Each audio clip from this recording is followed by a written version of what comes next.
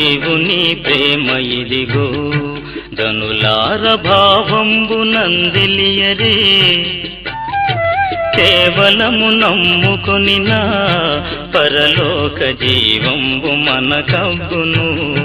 సర్వలోక నివాసులారా, దేవుని గూర్చి సంతోష గీతము పాడుడి, ఆయన నామం ప్రభావము కీర్తించుడి, ఆయనకు ప్రభావం ఆరోపించుడి, ఆయన స్తోత్రించుడి.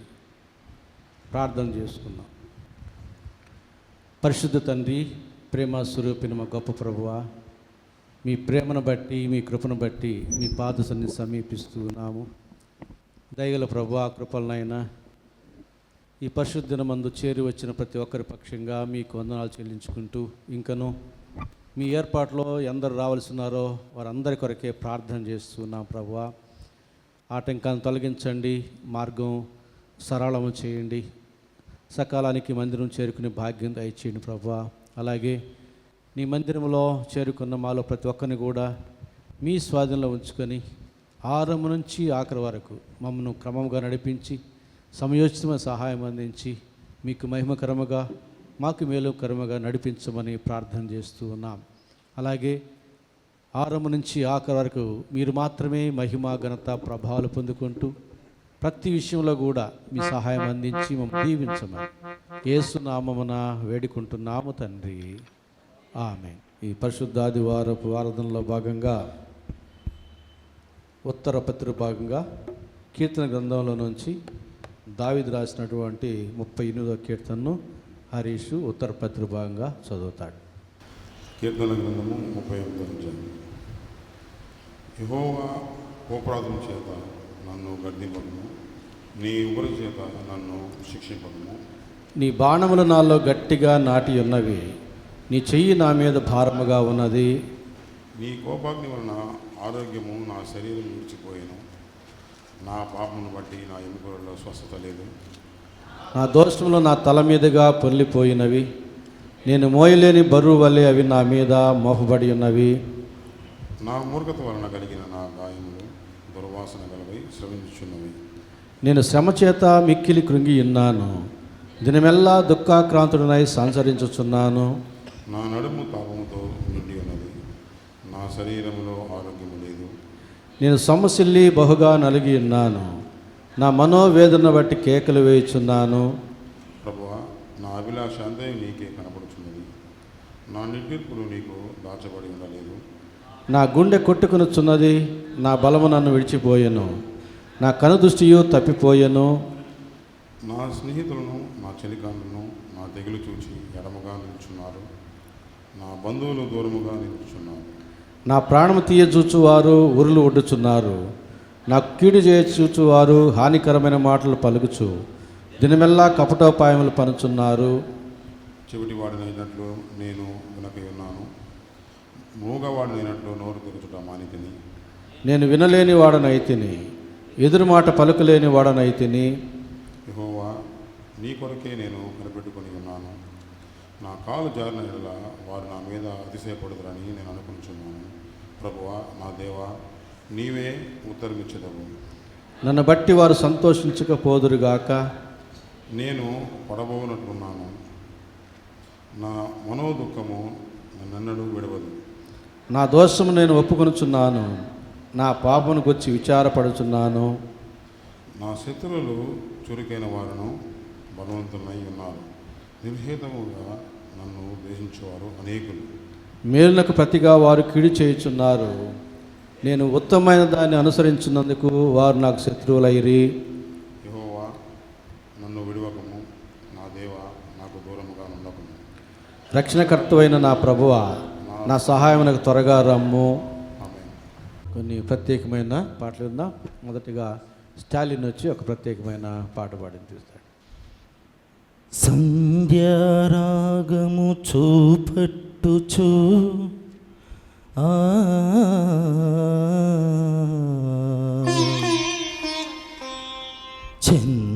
చంద్రబింబమంత అందము గలదై సూర్యుని అంత స్వచ్ఛమును కలలను కలదై యూహిత సైన్య సమభీకర రూపిణియగు ఈమె ఎవరు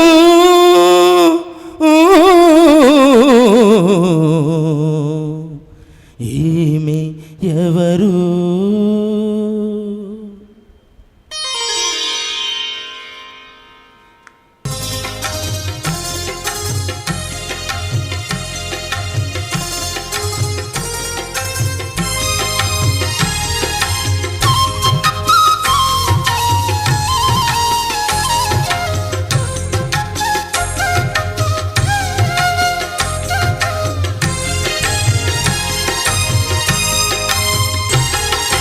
యూహితా సైన్య సమభీకర రూపిణియగు ఈమె ఎవరు యూహితా సైన్య సమభీకర రూపిణియగు ఈమె ఎవరు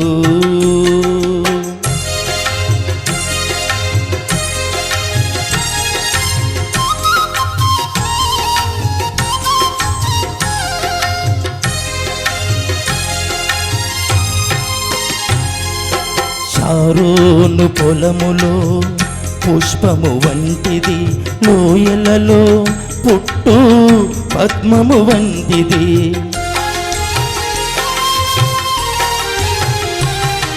షారోను పొలములో పుష్పము వంటిది లోయలలో పుట్టు పద్మము వంటిది బలు రక్కసి చెట్లలోని వల్లి పద్మ వంటిది పలు రక్కసి చెట్లలోని వల్లి పద్మ వంటిది పరిమళ తైలపు సువాసన గలది పరిమళ తైలపు సువాసన గలది నిసగస గమగమ సగమమ పదని నిసా యూహితా సైన్య సమభీకర రూపిణియగు ఈమె ఎవరు రూపిణియగు ఈమె ఎవరు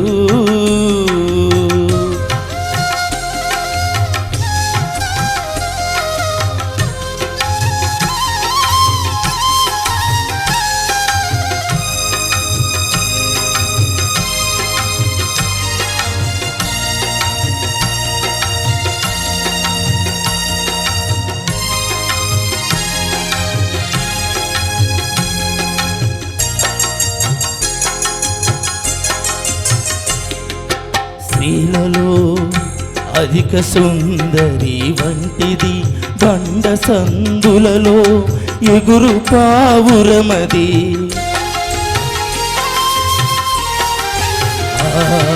స్త్రీలలో అధిక సుందరి వంటిది బండ సందులలో ఎగురు పావురమది మనోహరమైన ముఖము మధురమైన స్వరమును మనోహరమైన ముఖము మధురమైన స్వరమును ముడత మచ్చ కలంకము లేనిది ముడత మచ్చ కలంకము లేనిది నిసగస గమగమ సగమమ పదని నిసా యూహితా సైన్య సమభీకర రూపిణియగు ఈమె ఎవరు యూహితా సైన్య సమభీకర రూపిణియగు ఈమె ఎవరు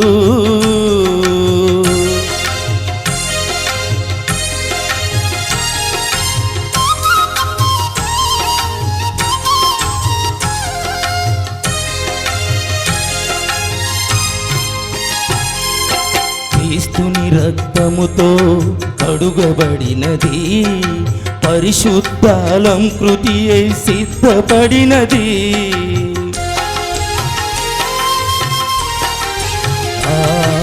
క్రీస్తుని రక్తముతో కడుగబడినది పరిశుద్ధాలంకృతి అయి సిద్ధపడినది వరుని పిలుపు కొరకు ఎదురు చూచుచున్నది వరుని పిలుపు కొరకు ఎదురు చూచుచున్నది అది ఏ వధువైన క్రీస్తు సంఘము, అది ఏ ప్రభువైన క్రీస్తు సంఘము.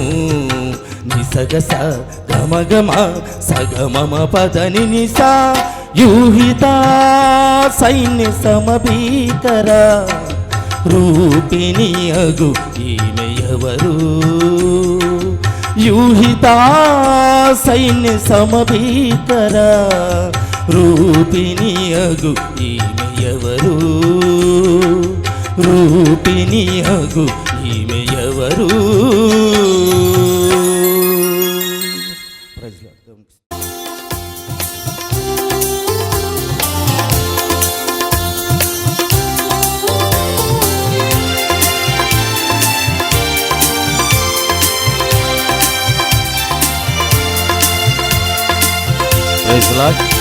అందరికి వచ్చిన పాట కలిసి పాడండి. నడిపించు నావా నడి సంద్రమున దేవా, నవ జీవన మార్గమున నా జన్మ తరింప. నడిపించు నావా నడి సంద్రమున దేవా, నా జీవన మార్గమున నా జన్మ తరింప. నడిపించు నావా.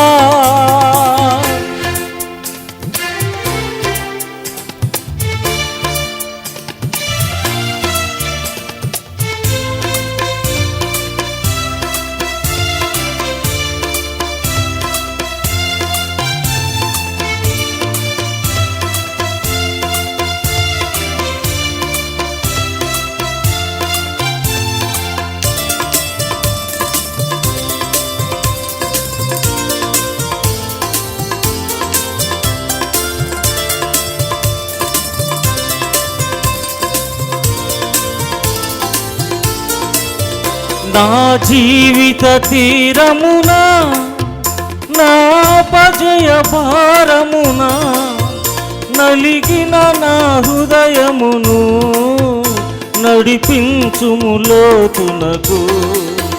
నా ఆత్మ విరభూయా నా దీక్ష ఫలింప, నా నావలు కాలిడుము నా సేవ చేకొనుము. నడిపించు నావా నడి సంద్రమున దేవా, నవ జీవన మార్గమున నా జన్మ తరింప. నడిపించు నావా.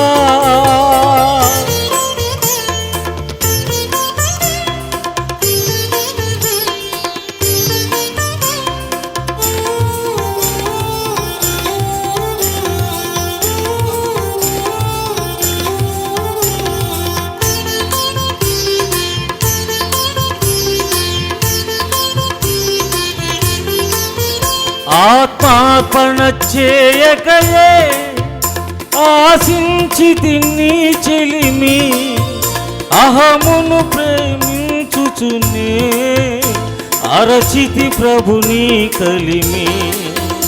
ఆశా నిరాశాయే ఆవేదరిదురాయే, ఆధ్యాత్మికలేమిగని అల్లాడిన వలలు. నడిపించు నావా నడి సంద్రమున దేవా, నవ జీవన మార్గమున నా జన్మ తరింప. నడిపించు నావా నడి సంద్రమున దేవా, నవ జీవన మార్గమున నా జన్మ తరింప. నడిపించు నావా. మాట నా పాటగా అనుక్షణం పాడాలి.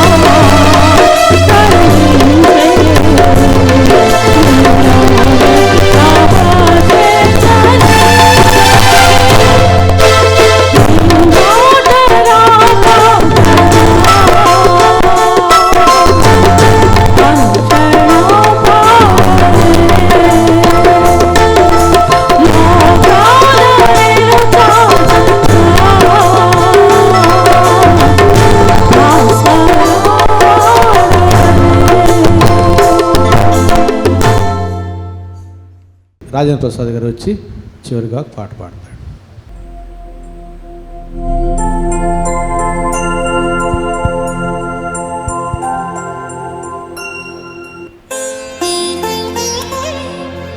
సిలువలో నాకై చేసిన యాగం మరువలేనయ్యా, మరచిపోనయ్యా,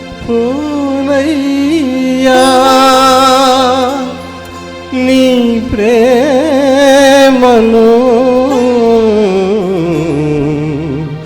నీ త్యాగమును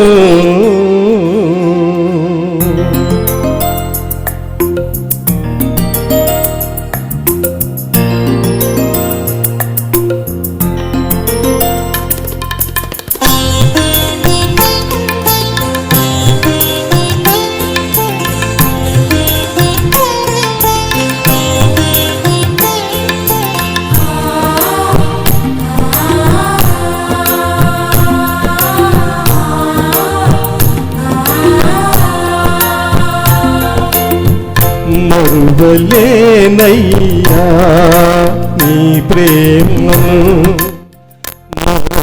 మరచిపోనయ్యా, నీ త్యాగము మరువలేనయ్యా, నీ ప్రేమను మరచిపోనయ్యా, నీ త్యాగము సిలువలో నాకై చేసిన యాగం, సిలువలో నాకై చేసిన యాగం మరువలేనయ్యా, నీ ప్రేమను మరచిపోనయ్యా, నీ త్యాగము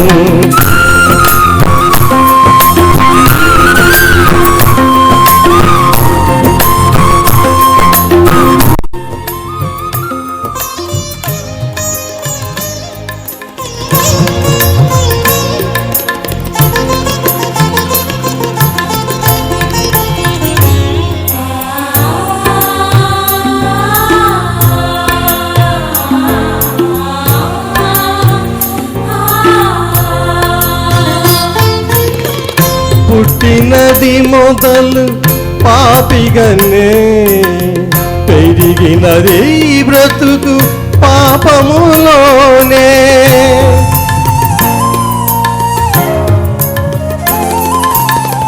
పుట్టినది మొదలు పాపిగనే, పెరిగినది బ్రతుకు పాపములోనే. పాపినైనాను ప్రేమించితివి, పాపినైనాను ప్రేమించితివి, పాపములో నుండి విడిపించితివి, పాపములో నుండి విడిపించితివి. మరువలేనయ్యా, నీ ప్రేమను మరచిపోనయ్యా, నీ త్యాగము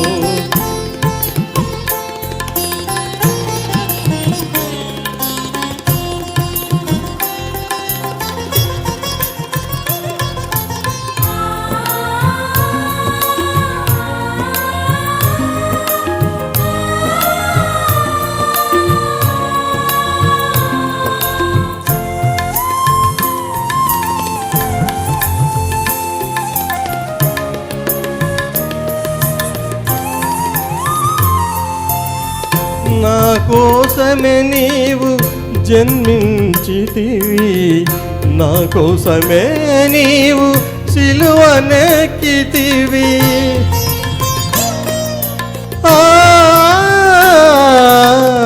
నా కోసమే నీవు జన్మించితివి, నా కోసమే నీవు సిలువనెక్కితివి, నా కోసమే నీవు మరణించితివి, నా కోసమే నీవు మరణించితివి, నా కోసమే నీవు తిరిగి లేచితివి, నా కోసమే నీవు తిరిగి లేచితివి. ప్రభు మరువలేనయ్యా నీ ప్రేమను, మరచిపోనయ్యా నీ త్యాగము.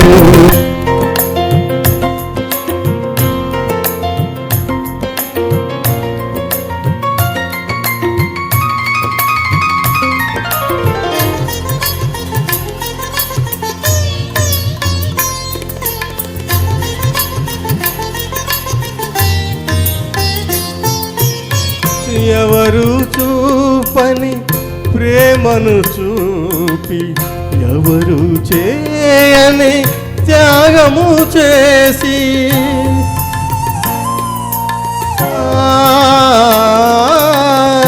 ఎవరు చూపని ప్రేమను చూపి, ఎవరు చేయని త్యాగము చేసి, విడువను ఎడబాయను అన్నావు, విడువను ఎడబాయను అన్నావు.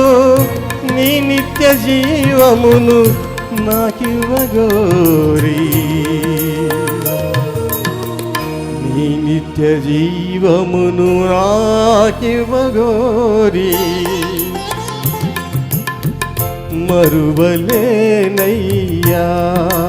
నీ ప్రేమను, మరచిపోనయ్యా నీ త్యాగము. మరువలేనయ్యా నీ ప్రేమను, మరచిపోనయ్యా నీ త్యాగము. సిలువలో నాకై చేసిన యాగం, సిలువలో నాకై చేసిన యాగం. మరువలేనయ్యా నీ ప్రేమను, మరచిపోనయ్యా నీ త్యాగము. మన ధ్యాన నిమిత్తం ఏర్పాటు చేయబడినటువంటి లేఖన భాగంలో తుషార్ గారు చదువుతుండగా దయచేసి సంఘం నిలుచుండాలని మనవి చేస్తున్నాను. యెహోషువ గ్రంథం 24వ అధ్యాయం 14వ వచనం నుంచి 18వ వచనం వరకు ఉన్న వాక్య భాగం.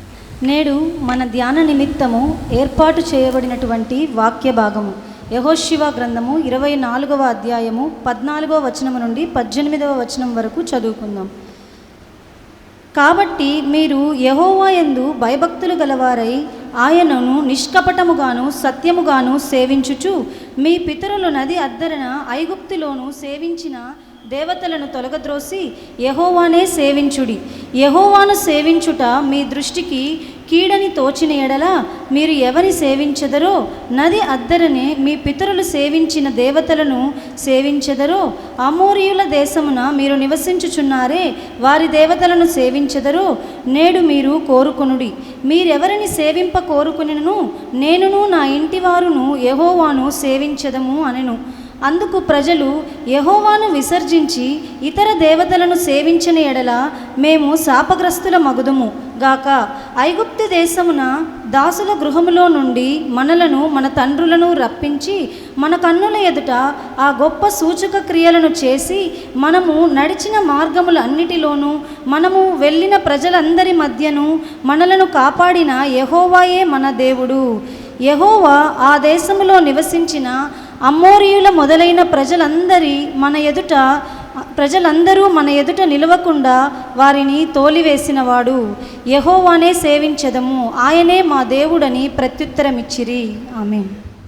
వాక్యమును యాకోబుకు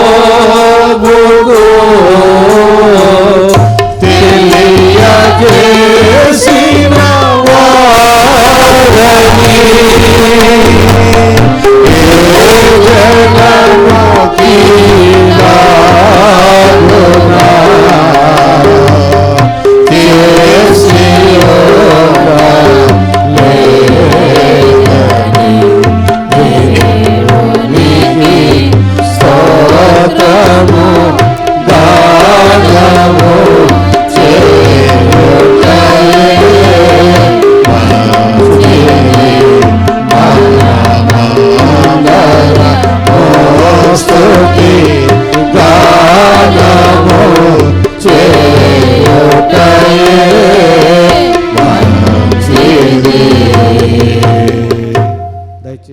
ప్రభునందు ప్రియులారా, మన ప్రభు అయిన యేసుక్రీస్తు నామంలో మీకు అందరికీ శుభములు తెలియజేస్తూ స్వాగతం పలుకుతూ ఉన్నాను.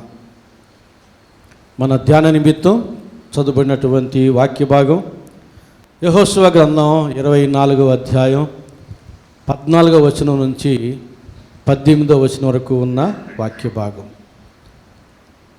23వ అధ్యాయం 24వ అధ్యాయంలోని విషయాలన్నింటినీ కూడా కలుపుకొని మనం ధ్యానం చేయబోతూ ఉన్నాం. మనం ధ్యానం చేయబోయే అంశం ఏమిటంటే యెహోషువ చివరి మాటలు దేవుని ప్రజలకు, లేక దేవుని ప్రజలతో చెప్పిన యెహోషువ యొక్క చివరి మాటలు. ఈ గ్రంథానికి 23-24 అధ్యాయాలు చివరి అధ్యాయాలు.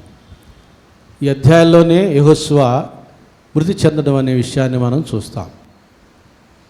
కనుక దేవుని ప్రజలకు యెహోషువ చెప్పినటువంటి చివరి మాటలు చాలా శ్రేష్టమైనవి, చాలా ముఖ్యమైనవిగా ఉంటాయి. ఎవరైనా సరే మరణావస్థలో ఉండి తన ప్రియులకు చెప్పేటటువంటి మాటలు కొద్దిగా ఉన్నా అవి శ్రేష్టమైనవిగా ఉంటాయి. ఉదాహరణకి మనం ఎప్పుడు చెప్పుకుంటాం, యేసు ప్రభు శిలువలో పలికిన 7 మాటలు. మరణావస్థలో ఉండి యేసు ప్రభు చెప్పినటువంటి ఆ చివరి 7 మాటలు ఎంతో ప్రాముఖ్యమైనవిగా ఉంటూ ఉన్నాయి. అలాగే ఈ యెహోషువ 110 సంవత్సరాల ప్రాయంలో ఉన్నాడు, బహువృద్ధుడిగా ఉన్నాడు, మరణావస్థలో ఉన్నాడు. అంతేకాదు, మోషే నాయకత్వం తర్వాత యెహోషువ నాయకత్వాన్ని చేపట్టి మిగిలిన వాగ్దాన దేశాన్ని స్వతంత్రించుకోవడానికి అనేక మందితో యుద్ధం చేసి జయించి ఆ ప్రాంతమంతటిని కూడా దేవుని యొక్క ఏర్పాటును బట్టి చీట్లు వేసి ప్రతి గోత్రానికి తగినటువంటి స్వాస్థ్యం ఇవ్వడం జరిగింది. అలాంటి యెహోషువ చెప్పేటటువంటి మాటలు చాలా శ్రేష్టమైన మాటలుగా ఉంటాయి. కాబట్టి బహువృద్ధుడిగా ఉన్నటువంటి యెహోషువ స్వాస్థ్యమును, వాగ్దాన దేశాన్ని ఇజ్రాయిల్కి అప్పగించినటువంటి యెహోషువ చివరిగా చెప్పేటటువంటి ఆ యొక్క మంచి మాటల్ని మనం ధ్యానం చేయబోతున్నాం. ఆ మాటలు కూడా 3 భాగాలుగా మనం ధ్యానం చేయబోతూ ఉన్నాం. మొదటి విషయం మనం చూస్తే 23వ అధ్యాయం, యెహోషువ గ్రంథం 23వ అధ్యాయం 5-6 వచనాలు. 5-6 వచనాలు చదువుతున్నాను. మీ దేవుడైన యెహోవాయే వారిని మీ ఎదుట నిలవకుండా వెళ్ళగొట్టిన తరువాత మీ దేవుడైన యెహోవా మీతో సెలవిచ్చినట్లు మీరు వారి దేశమును స్వాధీనపరచుకుందురు. కాబట్టి మీరు మోషే ధర్మశాస్త్ర గ్రంథములో వ్రాయబడినదంతటినీ గైకొని అనుసరించుటకు మనస్సు దృఢము చేసుకుని ఎడమకు కానీ కుడికి కానీ దాని నుండి తొలగిపోవద్దంటున్నాడు. మోషే ధర్మశాస్త్రం అంతటినీ గైకొనాలి, గైకొన్న ఆ యొక్క గ్రంథాన్ని అనుసరించాలి. ఎడమకు కానీ కుడికి కానీ తొలగిపోవడానికి వీల్లేదు. ఇది 110 సంవత్సరాల ప్రాయములో ఉన్నటువంటి యెహోషువ చివరిగా తన ప్రజలైన ఇజ్రాయిల్కి చెప్పినటువంటి మాటల్లో మొదటి మాట ఏమిటది? దేవుని గ్రంథమును గైకొనాలి, అనుసరించాలి. గమనిద్దాం, ఒక మంచి ఇంజనీర్ అవ్వాలంటే అతడు ఇంజనీర్ పుస్తకాలన్నీ చదువుతాడు, వాటిని గైకొంటాడు. అనుసరించినప్పుడే అతను మంచి ప్రావీణ్యము గల ఇంజనీరుగా పేరు పొందుకుంటాడు. అలాగే డాక్టర్లు గ్రంథాలను చదివి గైకొంటారు, అయితే వాటిని అనుసరించి వైద్యం చేసినప్పుడే మంచి వైద్యులుగా పేరు గడిస్తారు. అలాగే ఎవరైనా సరే మనం చదువుకున్నటువంటి పుస్తకాలను గైకొనడం అంటే తలాడించడం, అందులోని విషయాలను, సత్యాలను సందేహం లేకుండా అంగీకరించడం అంతటితో ఆగిపోదు, దాన్ని అనుసరించాలి. అదే చెప్పాడు 6వ వచనంలో. మోషే ధర్మశాస్త్రం అంతటిలో ఉన్న విషయాలను గైకొని అనుసరించాలి. ఎంతగా అనుసరించాలంటే అందులోంచి ఎడమకు కానీ కుడికి కానీ తొలగిపోకూడదు. పక్కాగా దేవుడు తన గ్రంథంలో చెప్పినట్టుగా మనము గైకొనాలి, అనుసరించాలి. అది చివరిగా చెప్పినటువంటి ప్రాముఖ్యమైన మాట. మనకు తెలుసు పలు సందర్భాల్లో దేవుని యొక్క గ్రంథం ఎంత శ్రేష్టమైనదో, మనకు ఎంత దీవెనకరమైందో ధ్యానం చేస్తూనే ఉంటాం. మరి ద్వితీయోపదేశకాండం 31వ అధ్యాయం 12వ వచనంలో ఒక ప్రత్యేకమైన విషయాన్ని చూస్తాం. ద్వితీయోపదేశకాండం 31వ అధ్యాయం 12వ వచనం చదువుతున్నాను. నీ దేవుడిని యెహోవాకు భయపడి ఈ ధర్మశాస్త్ర వాక్యములన్నిటినీ అనుసరించి నడుచుకున్నట్లు పురుషులేమి, స్త్రీలేమి, పిల్లలేమి, నీ పురముల్లోనున్న పరదేశులేమి వాటిని విని నేర్చుకున్నటకై అందరినీ పోగు చేయవలెను. మనం ఇప్పుడు పోగు చేయబడ్డాం. స్త్రీలేమి, పురుషులేమి, చిన్న బిడ్డలేమి, అందరూ పోగు చేయబడ్డాం. ఎందుకని ధర్మశాస్త్ర గ్రంథంలోని విషయాలు వినడమే కాకుండా, గైకొనడమే కాకుండా, వాటిని అనుసరించడానికి మనస్సును దృఢపరచుకోవాలట. అంటే తీర్మానం చేసుకోవాలి. దేవా, నీవు ఇచ్చిన గ్రంథంలోని విషయాలను ఇక నుంచి అనుసరిస్తాను, కుడికి కానీ ఎడమకు కానీ తొలగకుండా పక్కాగా నీ మాటలు నేను అనుసరిస్తాను అనేటటువంటి తీర్మానంలోనికి రావాలి మనం. అది దృఢమైన మనసు. ఏమైనా జరగని, ఏమైనా సంభవించని, కష్టం రాని, నష్టం రాని, నీ మాటను మాత్రం నేను తొలగిపోను అన్నటువంటి స్థిరమైన తీర్మానం మనం చేయాలి. ఎవరైతే దేవుని యొక్క గ్రంథాన్ని గైకొని అనుసరించడానికి తీర్మానం చేస్తారో వారి జీవితాలు బహుగా దీవించబడతాయి. దేవుని దృష్టికి వారే నీతిమంతులుగా కనబడతారు. రోమాపత్రిక 2వ అధ్యాయం 13వ వచనం ప్రకారంగా ధర్మశాస్త్రం వినువారు దేవుని దృష్టికి నీతిమంతులు కారు కానీ ధర్మశాస్త్రం అనుసరించి ప్రవర్తించువారే నీతిమంతులు. ధర్మశాస్త్రం వినువారు చాలామంది ఉన్నారు. ఉజ్జీవ సభల్లో వింటున్నారు, రేడియోల్లో వింటున్నారు, టీవీలలో వింటున్నారు, సంఘ కార్యక్రమాల్లో వింటున్నారు, కుటుంబ కార్యక్రమాల్లో వింటున్నారు. చాలామంది వింటున్నారు, విస్తారంగా వింటున్నారు, విరివిగా వింటున్నారు. వినువారు అందరిలో అనుసరించువారు ఎంతమంది? అది మనకు ప్రాముఖ్యం. మనం అనుసరించాలి. అనుసరించడాన్నే దేవుడు కోరుకుంటాడు. ఒక తండ్రికి 2 కుమారులు ఉన్నారట. ఒక కుమారుడేమో పొలానికి వెళ్ళి పని చేయమంటే పోతానన్నాడు, పోలేదు.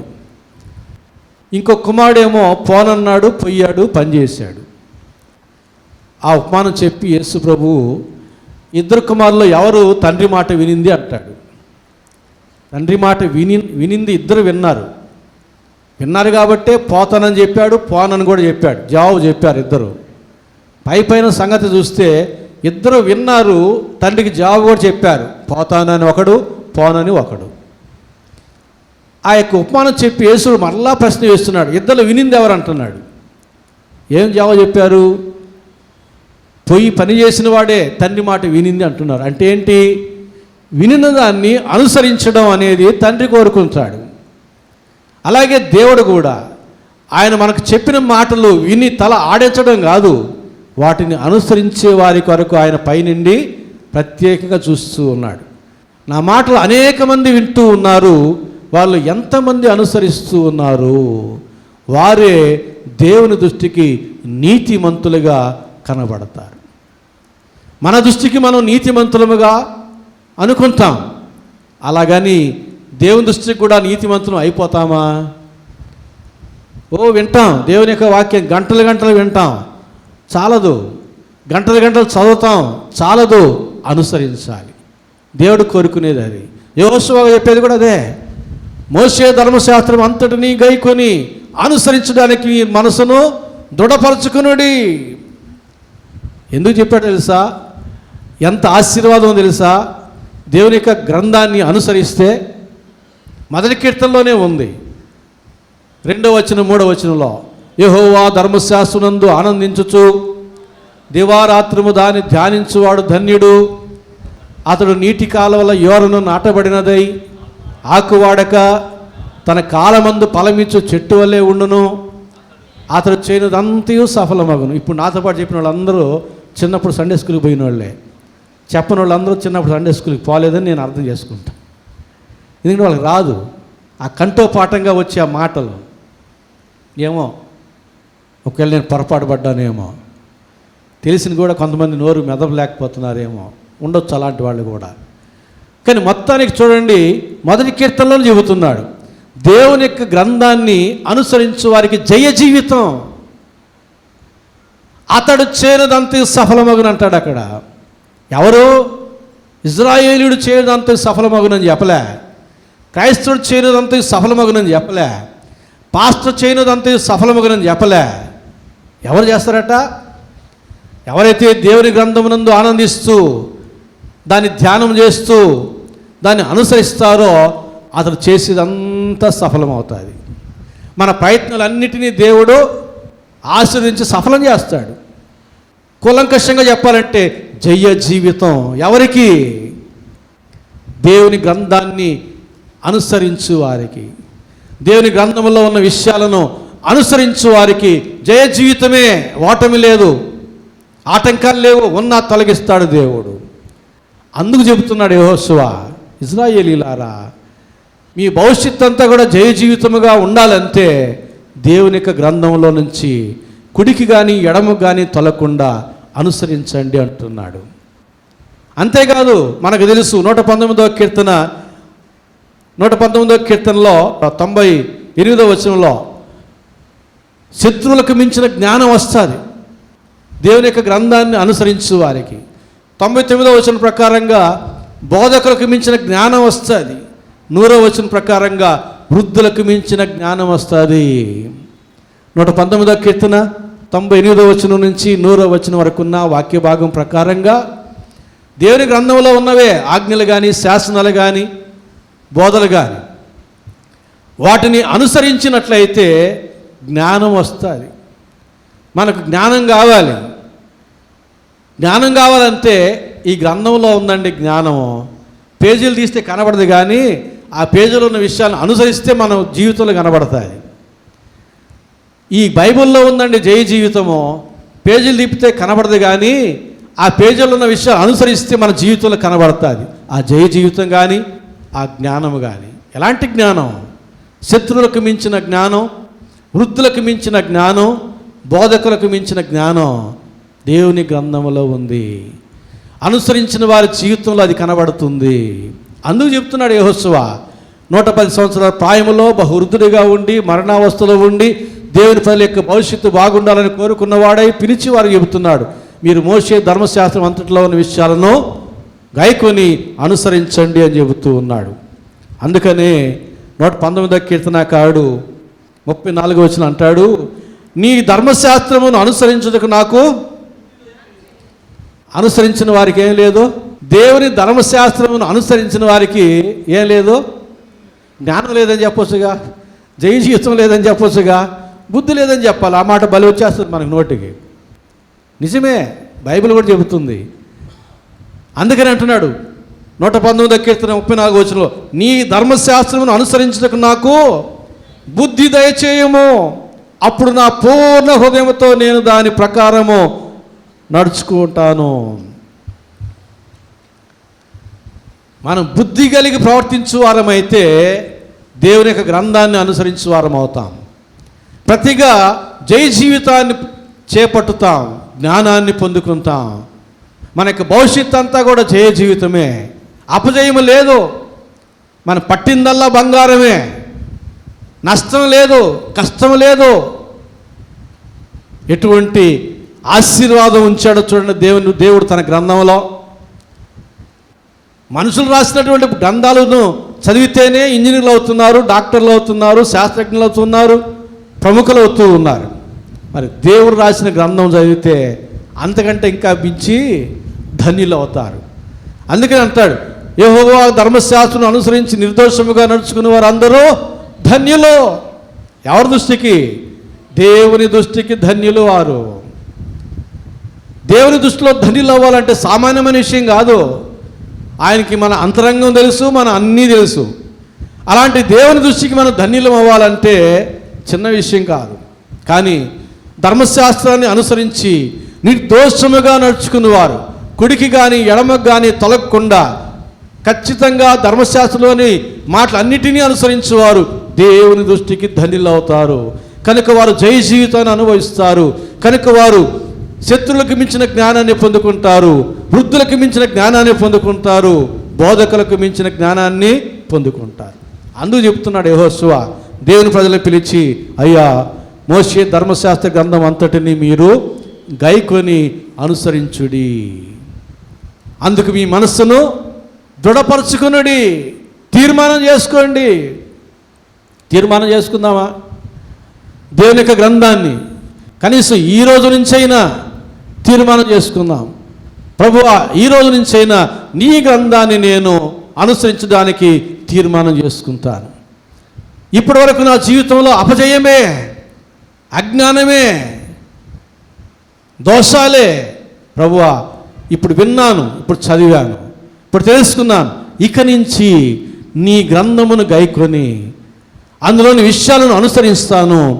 నీవు చెప్పినట్లుగా నాకు జయ జీవితం దయచేయి, నీవు చెప్పినట్లుగా నాకు జ్ఞానము దయచేయి అని మనం దేవునికి ఒక మాట చెప్పగలిగితే, నేటి నుంచి మనం దేవుని యొక్క గ్రంథాన్ని అనుసరించువారముగా మారిపోతే మన యొక్క భవిష్యత్తు మారిపోతుంది. మన భవిష్యత్తు మారిపోతుంది. మన భవిష్యత్తు అంతా కూడా అపజయము లేకుండా జయముతో కూడినటువంటి భవిష్యత్తుని మనం అనుభవించగలుగుతాం. అందుకు చెబుతున్నాడు యెహోషువ, దేవుని ప్రజలకు చెబుతున్నాడు, అయ్యా మీరు దేవుని యొక్క ధర్మశాస్త్రాన్ని గైకొని అనుసరించుడు. ఇది మొదటి మాట. ఇది మొదటి మాట. రెండవ మాట ఏం చెబుతున్నాడు మనం చదువుకున్నాం. యెహోషువ గ్రంథం 24వ అధ్యాయం 14వ వచనం నుంచి 16వ వచనం వరకు నేను చదువుతున్నాను. కాబట్టి మీరు యెహోవా యందు భయభక్తులు గలవారై ఆయనను నిష్కపటముగాను సత్యముగాను సేవించుచు మీ పితరుల నది అద్దరిని ఐగుప్తులోను సేవించిన దేవతలను తొలగదోసి యెహోవానే సేవించుడి. యెహోవాను సేవించడం మీ దృష్టికి కీడని తోచిన యెడల మీరు ఎవరిని సేవించెదరో, నది అద్దరిని మీ పితరులు సేవించిన దేవతలను సేవించెదరో, అమోరీల దేశమున మీరు నివసించున్నారే వారి దేవతలను సేవించెదరో నేడు మీరు కోరుకునుడి. మీరు ఎవరిని సేవింప కోరుకున్నను నేనును నా ఇంటి వారును యెహోవాను సేవించెదము అని. నేర్చుకోవాల్సిన మరొక మాట ఇది. యెహోషువ చేసే తీర్మానం. ఇజ్రాయేల్ ఎంతమంది ఉన్నారు? లక్షల మంది ఉన్నారు అంతే. కొన్ని లక్షల మంది ఉన్నారు. ఈ లక్షల మంది జనము మీరు ఎవరిని అనుసరించినా సరే నేను మాత్రం నా ఇంటి వారు మాత్రం యెహోవానే సేవించేదాం. మీరందరూ ఎవరిని సేవిస్తారో సేవించండి, నేనును నా ఇంటి వారును యెహోవానే సేవించేదాం. మనలో కొంతమంది ఉంటారు, అందరూ ఇట్లా చేస్తున్నారు, అందరూ ఇట్లా పోతున్నారు, అందరూ ఇది. అందరి మార్గం చాలామందికి. యెహోషువది అందరి మార్గం కాదు. అందరూ ఎటుపోయినా సరే నేను నా ఇంటి వారును. అది దృఢమైన మనసు అంటే, అది స్థిరమైన తీర్మానం అంటే. ఏమైనా కానివ్వండి, మీ అందరూ నన్ను వెలివేసినా, నా కుటుంబాన్ని వెలివేసినా పర్వాలే, లక్షల మంది మీరు ఎవరిని పూజించినా మీ మధ్య నేను యెహోవానే సేవించేదను. ఉండమంటారా పొమ్మంటారా? ఎంత తీర్మానం చేశాడండి. అలాంటి తీర్మానం చేయాలి. యేసయ్యా నీ గ్రంథమును అనుసరిస్తాను, అంత స్థిరమైన తీర్మానం చేయాలి. నిన్నే సేవించేదను, నేను అందరి బాట పట్టను, నీ బాట పడతాను. అందరి మార్గం నాకు అక్కర్లే, అందరిలాంటి జీవితాలు నాకు అక్కర్లే. నీవు చెప్పినట్టు నేను జీవిస్తాను, నువ్వు నాకు చెప్పినట్టు నన్ను దీవించు. ఎంత గొప్ప మాట అండి. తర్వాత చెబుతున్నాడు 16వ వచనంలో, అందుకు ప్రజలు యెహోవాను విసర్జించి ఇతర దేవతలను సేవించిన యెడల మేము శాపగ్రస్తులమగుదునుగాక. వారికి వారే శాపం తెచ్చుకుంటున్నారు. యెహోవాను విసర్జించి ఇతర దేవతలను అనుసరిస్తే మేము శాపగ్రస్తులమగుదునుగాక. ఇందుకు ఒక్కొక్క న్యాయాధిపతి చనిపోతూ ఉంటే న్యాయాధిపతి ఉన్నంత వరకు వీరు యెహోవాను సేవించారు. ఒక్కొక్క న్యాయాధిపతి చనిపోతూ ఉంటే వీరు ఇతర దేవతలను సేవించారు. దేవుడు ఏం చేశాడు? వారిని చెరకు అప్పగించాడు. ఈ రీతి 450 సంవత్సరాలు ఇంచుమించు ఇజ్రాయేలీలు ఎందుకని చెరకు అప్పగించబడ్డారు? ఇక్కడ వీరు చేసినట్టు ఒప్పందం. యెహోవాను విసర్జించి ఇతర దేవతలను మేము అనుసరించిన మేము శాపగ్రస్తులు మగుదునుగాక అన్నారు కదా, తెచ్చుకున్నారు శాపం. యేసుప్రభువు సిలువకు అప్పగించేటప్పుడు ఈ దోషం నా మీద నా పిల్ల మీద ఉండకుండా ఉండునుగాక అని పిలాతు చెబితే రెచ్చిపోయి అదేదో మా మీద మా పిల్ల మీద ఉండునుగాక అన్నారు కదా. అందుకు స్త్రీలు ఏడుస్తుంటే, అమ్మలారా మీరు నా కోసం ఏడవకండి, మీకోసం మీ పిల్లల కోసం ఏడవండి, ఎందుకంటే మీ అయ్యగారులు అక్కడ మీకు శాపం తెచ్చారు అని చెప్పాడు యేసు ప్రభువు. కాబట్టి ఇక్కడ వీరు ఒప్పుకుంటున్నారు, చెప్పుకుంటున్నారు, మేము ఇతర దేవతలను సేవించిన మేము శాపగ్రస్తులు మగుదునుగాక. 17వ వచనం, ఐగుప్తు దేశమును దాసుల గృహములో నుండి మన తండ్రులను రప్పించి మన కనుల ఎదుట గొప్ప సూచక్రియలను చేసి మనం నడిచిన మార్గములు అన్నిటిలోనూ మనం వెళ్ళిన ప్రజలందరి మధ్యను మనల్ని కాపాడిన యెహోవాయే మన దేవుడు. యెహోవా ఆ దేశంలో నివసించిన అమోరీయులు మొదలైన ప్రజలందరూ మన ఎదుట నిలవకుండా వారిని తొలివేసిన వాడు. యెహోవానే సేవించదము, ఆయనయే మా దేవుడని ప్రత్యుత్తరం ఇచ్చిరి.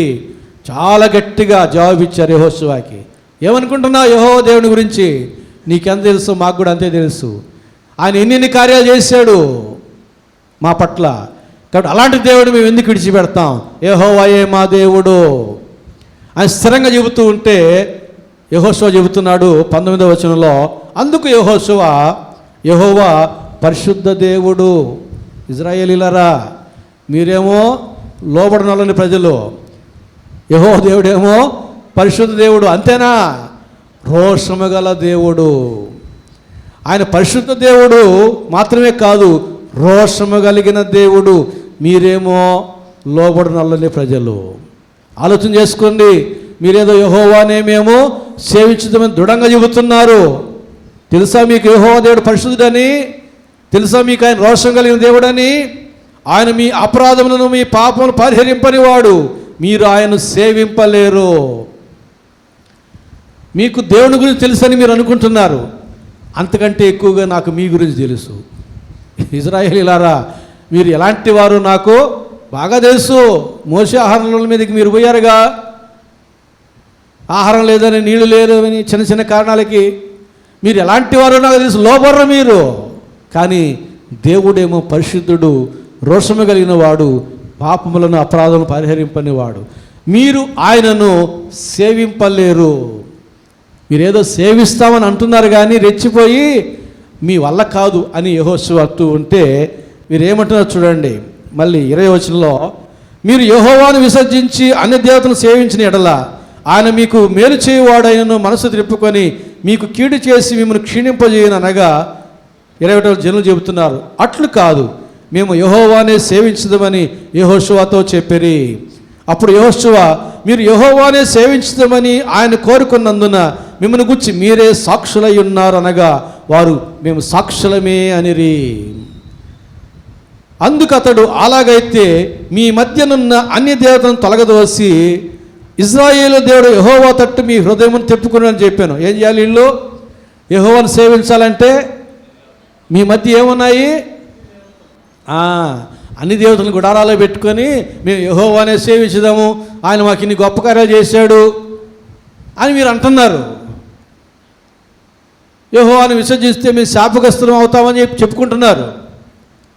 అయితే ఆయన పరిశుద్ధ దేవుడు, రోషము కలిగిన దేవుడు. ఆయన మీ పాపలు పరిహరింపుడు. ఎందుకంటే మాటి మాటికి తప్పిపోతూ ఉంటారు మీరు అని చెప్పినా కూడా వీళ్ళు ఏమంటున్నారు? అట్లు కాదు, మేము యెహోవానే సేవించదము. అవునా? అయితే మీ మధ్యనున్న అన్ని దేవతల విగ్రహాలను తీసివేయండి అంటూ ఉన్నాడు. యెహోవా తట్టు మీ హృదయమును త్రిప్పుకొనుడి. దేవుని సేవించాలంటే మన హృదయం ఎవరి తట్టు తిరగాలి? దేవుని తట్టు తిరగాలి. సాతాను తట్టు కాదు, లోకము తట్టు కాదు, ధనము తట్టు కాదు, ఐశ్వర్యం తట్టు కాదు, శరీరాశుల తట్టు కాదు. మన హృదయం ఎవరి తట్టు తిరగాలి? మనం ఎవరైతే సేవిస్తున్నామో వారి తట్టు మన హృదయం తిరగాలి. దేవుని తట్టు మన హృదయం తిరిగి ఉంటే మనం సేవించేది ఎవరిని? దేవుణ్ణి. మనుషుల తట్టు మన హృదయం తిరిగి ఉంటే మనం ఎవరిని సేవిస్తున్నాం? మనుషులు సేవిస్తున్నాం. ధనము తట్టు మన హృదయం తిరిగి ఉంటే మనం ఎవరిని సేవిస్తున్నాం? ధనము సేవిస్తున్నాం. దేవుడు అంటాడు, మీరు సిరిని కానీ సిలువను కానీ ప్రేమించలేరు. ఒకరిని ద్వేషించి ఒకరిని సేవించగలుగుతారు. ఎవరో ఒకరినే సేవించగలరు, అందరినీ సేవించలేరు. తెలుసుకోండి, సిరియా సిలువయా. సిరి అయితే, సిరి అంటే ధనం, ధనాశ సమస్త కీడులకు మూలం. సిరిని సేవిస్తారా, సమస్త కీడులకు మీరే నిలయం. సిలువను సేవిస్తారా, సిలువలోని సూక్తి ముక్తావళి మీ సొంతం. సిలువ ద్వారా వచ్చిన పాప క్షమాపణ, రక్షణ, మోక్షం మీ సొంతం. తెలుసుకోండి, ఎవరు కూడా ఇద్దరు యజమానులకు దాసులుగా ఉండలేరు. ఒకరిని ద్వేషించి ఒకరిని సేవించడానికి వీలవుతుంది, అంతే. తెలుసుకోండి, మీరు ఈరోజు ఏదో ఒకటి అంటూ ఉన్నాడు. అందుకు జనులు మన దేవుడు యెహోవానే సేవించదము, ఆయన మాటే విందమని యెహోషువతో చెప్పిరి. ఆయన మాటే వింటాం. వీళ్ళు అసలు ఎంతకి ఒప్పుకోవడంలే. మీరు సేవించలేరయ్యా అన్నా కూడా ఒప్పుకోవడం, మేము సేవిస్తామంటున్నారు. ఒప్పుకోరు వీళ్ళు, లోబడరు, ఒప్పుకోరు. సామాన్యమైన వాళ్ళు కాదు వీళ్ళు. చివరికి యెహోషువ ఏం చేశాడంటే, ఎన్ని చెప్పినా కూడా ఒప్పుకోకపోయేసరికి వాళ్ళు యెహోవానే సేవిస్తాము అన్నారు. యెహోవానే సేవిస్తాం. దేవుడు తన ప్రజలు తనను సేవించాలని కోరుకుంటూ ఉంటే, సాతానుడు కూడా ప్రజల చేత సేవించబడాలని కోరుకుంటున్నాడు. మత్తయి సువార్త 4వ అధ్యాయం 9-10 వచనాలు. మత్తయి సువార్త 4వ అధ్యాయం 9-10 వచనాలు చదువుతున్నాను.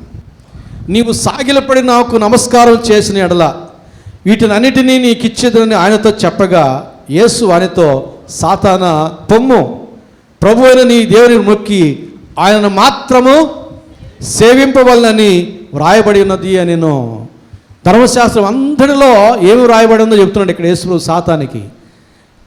నీ దేవుడు యెహోవాను మాత్రమే సేవించాలి, నీవేమో నిన్ను కూడా సేవించమని అడుగుతూ ఉన్నావు. దేవుడు కోరుకునేది సాతానుడు కూడా కోరుకుంటాడు.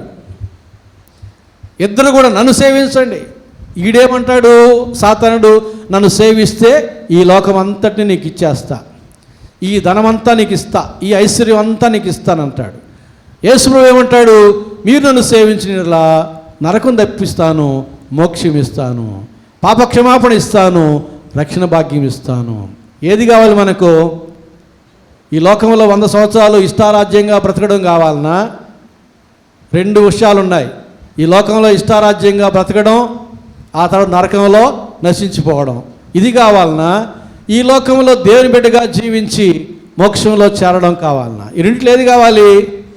నరకం ఎవరికి వద్దు, నరకం వద్దు ఈ లోకంలో అని అంటారు. కుదరదు, అవాబాబా కుదరదు. ధనవంతుల ఆదరి కథ మనకు తెలుసు కదా. కాబట్టి మనము బుద్ధిమంతులమైతే, జ్ఞానం కలిగిన వారం అయితే ఏం కోరుకోవాలి? ఈ లోకంలో ఇది అల్పకాల జీవితం ఏదైతే ఉంది, అంతిమంగా నాకు యుగ యుగములు నేను దేవునితో కలిసి జీవించాలి, నరకాన్ని తప్పించుకోవాలి, దేవుని రాజ్యంలో చేరాలి, యుగ యుగములు ఆయనతో కలిసి క్షేమంగా ఉండాలి. ఈ అల్పకాల జీవితంలో సంతోషాన్ని అనుభవించి ఆ మీద యుగ యుగాలు నరకంలో అనుభవించే బాధ కంటే ఈ అల్పకాల జీవితంలో బాధలు మేలుగా. యుగ యుగంలో బాధ అనుభవించే కంటే నరకంలో ఈ జీవితకాలంలో బాధలు అనుభవిస్తే మేలేగా. ఇది ఎంతకాలం? ఆ మీద యుగ యుగంలో మనం నెమ్మది పొందుకుంటాం కదా. కాబట్టి మీరు సాతానుడు కోరుకుంటూ ఉన్నాడు సేవించమని. మనం ఎవరిని సేవించుదాం? దేవుడు సేవించాలని మనకుంది మనసు, కానీ ఎవరిని సేవిస్తున్నాం? మన జీవితాన్ని బట్టి ఆలోచన చేసుకుంటే మనకు అర్థమవుతుంది. దేవుని యొక్క ధర్మశాస్త్రాన్ని అనుసరించి జీవిస్తున్నామా? దేవుని మాటకు లోబడి జీవిస్తున్నామా? ఈ 2 విషయాల్లో మనం పరిశీలన చేసుకుంటే మనం దేవుని సేవించుతున్నామా లేదా అనేది మనకు అర్థమవుతుంది. అలాగే అపోస్తల కార్య గ్రంథం 17వ అధ్యాయం 25వ వచనంలో అంటాడు, మనుషుల చేతుల్లో సేవింపబడేవాడు కాడు ఆయన. మనుషుల చేతులతో ఆయన సేవింపబడేవాడు కాదు మన దేవుడు. ఏదో మన చేతులతో ఆయన యొక్క పటాలని, ఆయన గ్రంథాన్ని అలంకరించి అలా కాదు, మన చేతులతో కాదు. అందుకని పౌలు అంటాడు రోమా 1:10, నా ఆత్మయందు సేవించున్న దేవుడే నాకు సాక్షి. అంతరంగంలో, ఆత్మలో పౌలు భక్తుడు దేవుణ్ణి సేవిస్తూ ఉన్నాడు. అంతరంగంలో దేవుడు ఉన్నాడంటే ఆయన జీవితంలో దేవుడు ఖచ్చితంగా ఉంటాడు. మన అంతరంగంలో, మన హృదయంలో దేవుడు లేకపోతే మన జీవితంలో ఆయన ఉండడు. మనము వేషధారులమే. హృదయంలో దేవుడికి స్థానం ఇవ్వకుండా మన చేతుల్లో బైబిల్ పట్టుకుని వచ్చాము, మందిరానికి వచ్చాము, ఏం ప్రయోజనం? మన హృదయంలో దేవుని యొక్క వాక్యానికి స్థానం లేదు, దేవుడికి స్థానం లేదు. ఆయన మందిరంలోనేమో మనకు స్థానం ఉంది, ప్రయోజనం లేదు. కాబట్టి పౌలు అంటాడు, నా ఆత్మయందు నేను సేవించున్న దేవుడే నాకు సాక్షి. అంతరంగంలో దేవుడు ఉండాలి, హృదయాన్ని దేవునికి ఇవ్వాలి, మన జీవితాన్ని దేవుని సమర్పించాలి. అట్టివారే దేవుణ్ణి సేవించగలరు. దేవుణ్ణి ప్రేమించువారుగా ఉండి దేవుణ్ణి సేవించువారుగా ఉంటే మనం స్తుతిస్తాం, ఆయన కొనియాడుతాం, ఘనపరుస్తాం, ప్రార్థిస్తాం, అర్పణలు అర్పిస్తాం. ఇవన్నీ కూడా సేవించడంలో భాగమే. ఒక యజమానికి ఒక సేవకుడు ఉంటాడు, వాడు సేవించాలి యజమానుడిని. ఏం చేస్తాడు? ఆయన చెప్పింది చేస్తాడు, ఆయన ఏం చెప్తే చేస్తాడు, ఆయన క్షేమాన్ని కోరుతాడు, ఆయన పక్కనే ఉంటాడు. సేవించడం అంటే వినడం వెళ్ళిపోవడం కాదు. యజమానిని సేవకుడు ప్రేమించాలి, అన్ని సమయాల్లో అనుకూలంగా వ్యవహరించాలి, చెప్పింది చెప్పినట్టుగా ఆయన ఉద్దేశాన్ని గ్రహించి చెయ్యాలి. వీటన్నిటిలో యజమాని మెప్పించాలి, అది సేవించడం అంటే. అలాగే దేవుణ్ణి మనం సేవించడం అంటే మన అర్పణల్లో దేవుని మనం మెప్పించాలి, మనకి ప్రార్థనలో దేవునికి అంగీకారంగా ఉండాలి, మనకి స్తుతి యాగం, మన జీవితంలో ఆయన ఘనపరచడం, ఇవన్నీ కూడా దేవునికి ఒప్పిదముగా కనబడాలి. అది సేవించడం అంటే. మనం ఏదో రాసుకుంటాం ఇక్కడ ఆరాధనా కార్యక్రమం అని, ఆరంభం నుంచి ఆఖరి వరకు. అది ఒక క్రమం. ఆ క్రమం అంతట్లో మనం ఎలాంటి వారమై ఉండాలి? ఆత్మతోనూ సత్యముతోనూ ఆయన ఆరాధించే వారముగా ఉండాలి. పెదలతో మనం ఆయన ఆరాధించే వారముగా ఉంటే ప్రయోజనం లేదు. ఆయన కావాల్సిన పెదవుల్లో, శబ్దాల్లో ఆయన నామం మరి ఉచ్చరించడం కాదు, మన అంతరంగంలో ఆయన స్థానం ఇవ్వాలి. మనం ఆయన ప్రేమించే వారముగా ఉండాలి. అది ఆయన సేవించడం అంటే. ఎప్పుడైతే యెహోషువని వీళ్ళందరూ కూడా గట్టిగా చెప్పారు, మేము ఆయన్నే సేవిస్తాం, నీలాగే మేము కూడా అని చెప్పారో, వెంటనే ఈయన ఒక పని చేశాడు. 25వ వచనం నుంచి చూడండి. అట్లు యెహోషువ ఆ దినమున ప్రజలతో నిబంధన చేసి వారికి శెకెములో కట్టడను విధిని నియమించి దేవుని ధర్మశాస్త్ర గ్రంథములో ఆ వాక్యమును రాయించి, ఆ రోజుల్లో చేత్తో రావినటువంటి మోషే ధర్మశాస్త్రములో వీరి యొక్క ఒప్పందాన్ని కూడా, వీరి యొక్క నిబంధన కూడా రాయించి పెద్ద రాతిని తెప్పించి యెహోవా పరిశుద్ధ స్థలములో ఉన్న సింధూర వృక్షము కింద దాన్ని నిలువబెట్టి జనులందరితో ఇట్లా నేను ఆలోచించుడి యెహోవా మనతో చెప్పిన మాటలన్నీ రాతికి చెవులున్నాయా? ఈ రాతికి వినబడేను, రాయికి జీవము లేదు. మనకు తెలుసు కదా, నిర్జీవంతో ఉన్నటువంటిది ఒక పదార్థం, కఠినమైన శిల అది. కానీ యెహోషువ చెప్తున్నాడు, అది వినబడింది, అది వినింది, మనకు తెలియదు ఆ సంగతి, దేవుని తెలుసు. ఆలోచించండి, యెహోవా మనతో చెప్పిన మాటలన్నీ ఈ రాతికి వినబడిన గనుక అది మన మీద సాక్షిగా ఉండును. మీరు మీ దేవుని విసర్జించినలా అది మీ మీద సాక్షిగా ఉండును. దానికి చెవులు లేవు, నోరు లేదు, ఎట్లా వినింది, ఎట్లా సాక్షిగా చెప్తుంది? దేవునికి చెప్తుంది, దేవునికి అర్థమవుతుంది రాతి భాష. కయ్యను, నీ తమ్ముడైన హేబెలు రక్తం నేల నుండి నాకు, నేలలో ఇంకిపోయిన రక్తం యొక్క స్వరాన్ని వినగలిగిన దేవుడు. ప్రకటన గ్రంథం 6వ అధ్యాయంలో 5వ బోరలో బలిపీఠం కింద ఉన్న ఆత్మల యొక్క ప్రార్థన వినగలిగిన వాడు దేవుడు. ఐగుప్తు దేశంలో ఇజ్రాయేల్ యొక్క నిట్టూర్పుల్లో ఉన్న ప్రార్థన వినగలిగిన వాడు దేవుడు. ఆయనకి అన్ని భాషలు తెలుసు, మనకు తెలియని భాషలు కూడా. కాబట్టి ఈ రాతికి వినబడింది యెహోవా మనకు చెప్పిన మాటలు, అది మీ మీద సాక్షిగా ఉంటుంది. అలాగే మనం దేవుడితో ఎన్నో ప్రమాణాలు చేసి ఉంటాం. మరి బాప్తిస్మ సమయంలో కరోనా వచ్చినప్పుడు, మనకు ప్రమాదం సంభవించినప్పుడు, ఆయా సందర్భాల్లో మనం దేవునికి ప్రమాణాలు చేసి ఉంటాం. ఎక్కడైతే ప్రమాణాలు చేశామో అక్కడ ఉన్న వస్తువులు కూడా సాక్ష్యం పలుకుతాయి. పలానప్పుడు పలానా సందర్భంలో నువ్వు ఈ ప్రమాణం చేసావు దేవునికి. బాప్తిస్మ అప్పుడు చెప్పావు, నేను దేవుడిని విడనాడక ఆయన అనుసరిస్తానని. పెళ్ళప్పుడు చెప్పావు, భర్తకు లోబడి ఉంటానని, భార్యను ప్రేమిస్తానని. కరోనా వచ్చినప్పుడు చెప్పావు, ఇక నీ చర్చికి వస్తానయ్యా అని.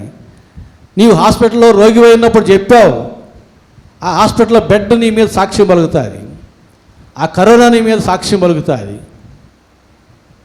కాబట్టి చెప్తున్నాడు, ఈ రాతికి వినబడింది, ఇది మీ మీద సాక్షిగా ఉంటుంది.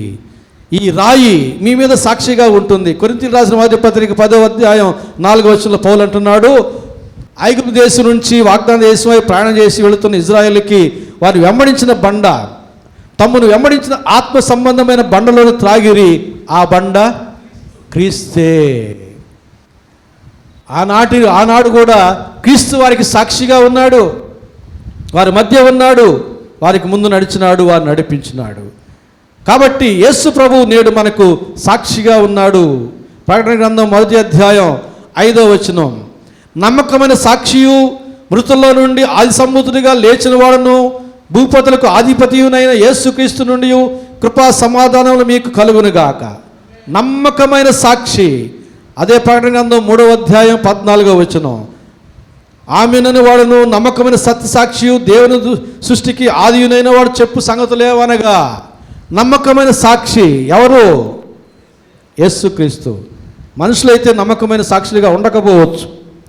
లాయర్ ఏది నేర్పిస్తే అదే చెప్తారు. కొంతమంది లాయర్లు ఏది నేర్పిస్తే అదే చెప్తారు. కొంతమంది ప్రలోభ పెడితే అబద్ధ సాక్ష్యం చెప్పమంటే అబద్ధ సాక్ష్యం చెబుతారు. కానీ యేసు ప్రభుని ఎవరు ప్రలోభ పెట్టలేరు, ఎవరు ప్రభావితం చేయలేరు. అందుకని ఆయన నమ్మకమైన సాక్షి. మొహమాటం ఏమీ లేదు. ఇజ్రాయేలుడైనా, క్రైస్తవుడైనా, పాస్టర్ అయినా, ప్రవక్త అయినా, సంఘస్థులైనా, స్వార్థికులు ఎవరైనా సరే మొహమాటంలే, ఉన్నది ఉన్నట్టు చెబుతాడు, వినింది విన్నట్టు చెబుతాడు. నమ్మకమైన సాక్షి. ఆనాడు యెహోషువ కాలంలో ఇజ్రాయేలుకి దేవునికి మధ్య ఆ రాయి ఏ రీతిగా సాక్షిగా ఉండెనో, ఈనాడు దేవునికి మనకు మధ్య యేసు ప్రభు సాక్షిగా ఉన్నాడు. ఆయన ఉన్నది ఉన్నట్టు సాక్ష్యం పలుకుతాడు. నీవు ఎప్పుడెప్పుడు ప్రమాణాలు చేశావో, ఏమేమి ప్రమాణాలు చేశావో అవన్నీ చెబుతాడు. కాబట్టి మనం దేవుని పక్షంగా చేసినటువంటి తీర్మానాలు జనవరి 1వ తేదీన చేసి ఉంటావు, ఇందాక నేను చెప్పిన ఆయా సందర్భాల్లో చేసి ఉంటావు, అవన్నీ జ్ఞాపకం చేసుకునండి, వాటిని నెరవేర్చండి. ఎందుకంటే యేసుక్రీస్తు సాక్షిగా ఉన్నాడు. ఆయన అడుగుతాడు, నీవు పలానా కరోనా టైంలో ఈ మాట నీవు చెప్పావు, బైబిల్ చదువుతానన్నావు, బాప్తిజం తీసుకుంటా అన్నావు, చర్చికి వస్తానన్నావు, ఏది రావడంలే. ఆయన అడుగుతాడు, ఏం జవాబు చెబుతావు? కాబట్టి దేవునికి మనం ఇచ్చిన మాటలన్నీ నెరవేర్చుకోవడానికి, అది బైబిల్ చదవడంలోనైనా, యెహోవాను సేవించడంలోనైనా మనం తూచా తప్పకుండా పాటించాలి. లేని ఎడల వాళ్ళు అంటున్నారు, యెహోవాను విసర్జించిన ఎడల మేము శాపగ్రస్తులమగుదుము గాక. శాపం మన మీద నుంచి తొలగిపోవాలంటే, ఆశీర్వాదం మనం పొందుకోవాలంటే, మన భవిష్యత్తు జయ జీవితంగా మారాలంటే, జ్ఞానం కలిగిన వారముగా మారాలంటే ఉన్నది ఒకే ఒక మార్గం, దేవునికి గ్రంథాన్ని అనుసరించడం, దేవుణ్ణి సేవించడం. తీర్మానం చేసుకుందాం, రానున్న దినాల్లో మన భవిష్యత్తుని దీవెనకరంగా మలుచుకుందాం. పరిశుద్ధాత్మ దేవుడు అటు దీవెన ఆశీర్వాదం మనకందరికీ దయచేయనుగాక. ఆమె ప్రార్థన చేసుకుందాం. ప్రేమ స్వరూపైన మా గొప్ప తండ్రి, పరిశుద్ధ ప్రభువా, మీ ప్రేమను బట్టి, మీ కృపను బట్టి మీ పాదసన్ని సమీపిస్తూ ఉన్నాం. యెహోషువ గ్రంథం 23-24 అధ్యాయాలు అనుసరించి యెహోషువ మరణానికి ముందు నా తను చివరిగా చెప్పినటువంటి 3 ప్రాముఖ్యమైనటువంటి మాటలను మేము జ్ఞాపకం చేసుకుని సహాయం చేశారు. ప్రభువా, మేమందరము ఏ సందర్భాల్లో ఏ మాటలు నీకు చెప్పి ఉన్నామో ఒకవేళ మేము మర్చిపోయామేమో జ్ఞాపకం చేయండి. వాటి యందు మేము నడుచుకోవడానికి సహాయం చేయండి ప్రభువా. మీరు మా మధ్య సాక్షిగా ఉన్నారు కనుక నా తండ్రి, మీరు మా పక్షంగా సాక్ష్యం చెప్పడానికి, మేము చెప్పినట్టు ప్రమాణాలు నెరవేర్చడానికి నీ కృపను దయచేయను ప్రార్థన చేస్తూ ఉన్నాం. దయగల ప్రభువా, కృపలనైనా నీ ధర్మశాస్త్రాన్ని అనుసరించడానికి మా మనసును దృఢపరచండి, స్థిరపరచండి. ఏ విషయాల్లో మేము తప్పిపోతున్నామో ఆయా విషయాల్లో మేము సరిచేయమని ప్రార్థన చేస్తున్నాం. ప్రభువా, నిన్ను సేవించడం మేము నేర్చుకోవడం సహాయం చేయండి. మా హృదయంలో నిన్ను నిలుపుకొని నా తండ్రి, నిన్ను మా సమస్తం కంటే ఎక్కువగా ప్రేమించి, నిన్ను స్తుతించి ఘనపరిచి ఆరాధించి, తద్వారా నిన్ను సేవించు వారముగా మేము దీవించబడ్డానికి సహాయం చేయమని యేసు నామమున వేడుకుంటున్నాము తండ్రి. ఆమెన్.